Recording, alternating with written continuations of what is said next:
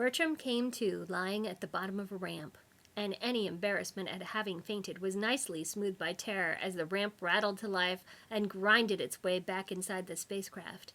He leapt to his feet, fear of abandonment tossing aside his nausea, prickling limbs, worries about breathable atmosphere, and any other more practical concerns. Being abducted by aliens was bad enough, but being abducted and then dumped off on a planet that wasn't even yours? He found himself waving his arms at the craft, a lumpy, graceless ship that bore more resemblance to a brachiosaurus in need of a diet than earthen concepts of alien transport. "Wait! Wait!" he shrieked. "Don't go!" He sprinted to the slowly retracting ramp, getting a foot up onto it, then another, before the ramp slipped out from under him, burying itself into several thousand tons of metal. Leaping to his feet, Bertram pounded on the ship's hull with bruising fervor, before realizing that all had gone silent. No rumble of rockets, no whine of turbine. Bertram stood. He paused. "We don't have big skulls, you know," a voice said from behind him, and Bertram Ludlow turned, squinting up in the burning sunlight to see his extraterrestrial kidnapper. Under the blazing suns, the stranger's short, untamed hair looked precisely as full of white light as his clothes didn't, and in a single spidery hand, he clutched some sort of remote control. Bertram's knees wobbled. Big skulls," repeated the alien conversationally. "We don't have 'em, and very few of us are actually green. That," he continued, "should be made abundantly clear." He dropped the gadget into a pocket at his thigh. "My God," Bertram breathed, because now it was clear. Now he understood that this was never about alien abduction. It was never about stun rays and parallel evolution, wormholes, and other too slim probabilities. It was about only one thing. Bertram Ludlow had cracked under the pressure of getting his Ph.D. It had been known to happen. He just expected to pick up on some warning signs first. "It's what you triflings are always flapping on about, aren't you?" persisted the figment of Bertram's imagination, wiping his brow. He patted his pockets and, after one trial and error, withdrew a pair of sophisticated-looking binoculars. "Aliens, the hairless little slaggards with big heads and eyes, dialing home and giving everyone enemas. I mean, you people, you got the universe just dripping with rampaging acid spitters, half-breed progeny, and lizard babies, don't you?" He peered through the binoculars, scanning the vast, empty horizon. "In my experience, only one species bears lizard babies, and you wouldn't want to call them that unless you were up for one fragging huge fight. Hello, there we are." The man tucked the binoculars back into a pocket and motioned. "Come on, then."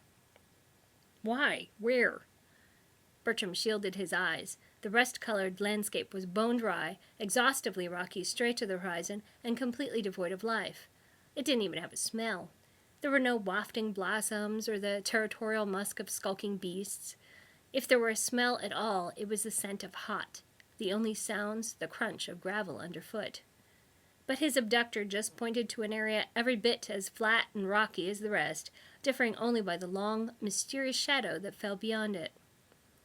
And as they approached, Bertram glimpsed two figures, rather big-skulled, he thought, until closer inspection proved them to be their own distorted reflections in the wall of a tower. The tower was rendered virtually invisible by mirrored glass. Its walls were built on an outward angle, reflecting the earth below, and its roof was angled to catch the sky. From a different position now, the structure was almost blinding.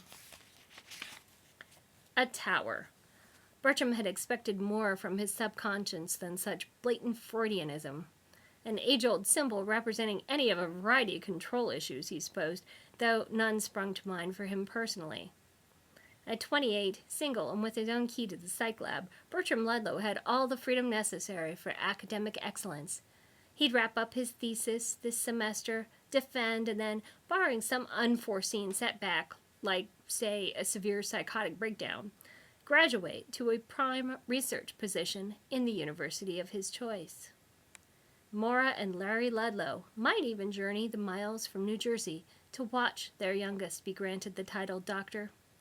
But chances were this would coincide with one of the endless baptisms or germ infestations of his brother's brood. Who could have ever predicted that a retired dentist and a former computer engineer would, in their twilight years, view every grandchild's sneeze, babble, and spit up as such Nobel Prize-winning material? Of course, they'd send Bertram a card and maybe a stethoscope. He was never quite convinced they knew what it was he was becoming a doctor of. And yes, they'd congratulate his voicemail. But for as strong a case of middle child syndrome as Bertram had developed in his two-child family, Brother AJ was the one wrapped and trapped in the ties that bound and gagged. Bertram was 300 miles away and completely unfettered. And that was especially odd, since you didn't need a PhD in psychology to know that imagining yourself stunned, yanked around, and strapped to a chair by Boba Fett was a manifestation of at least some underlying sense of impotence.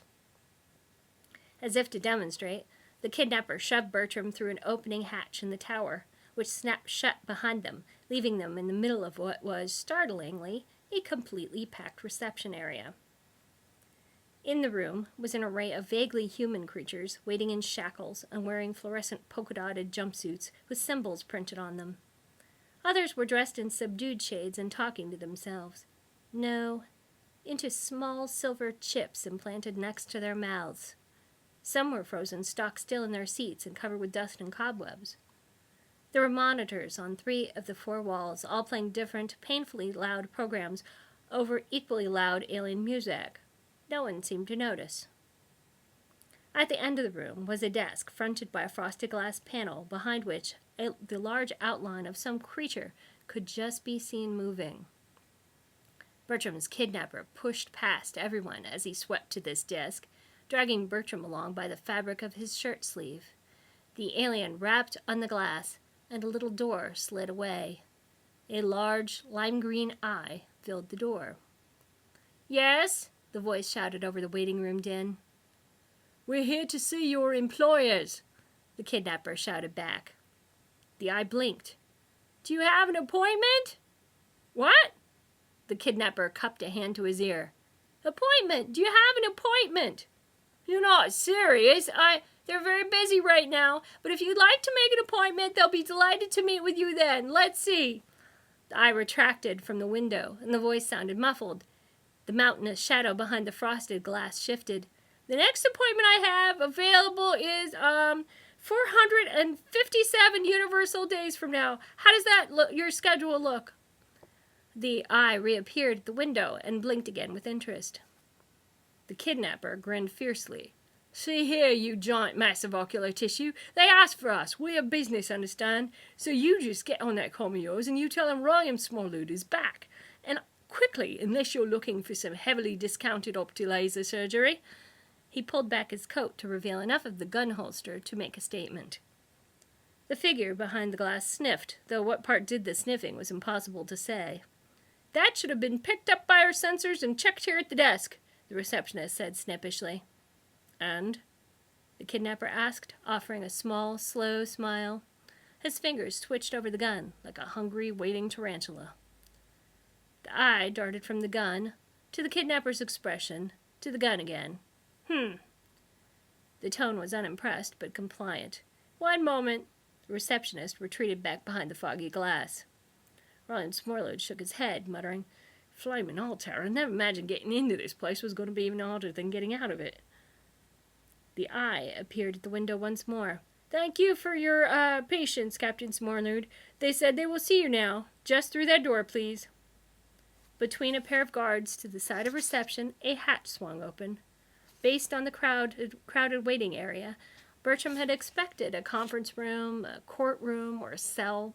But instead, when the door clanged close behind them, they found themselves in the grave-like coolness of a pitch-black tomb. Out of that darkness came a smoky white light, and as Bertram's eyes adjusted to the light, he saw it was caused by 3 ancient life forms, breathing skeletons inside white painter's overalls.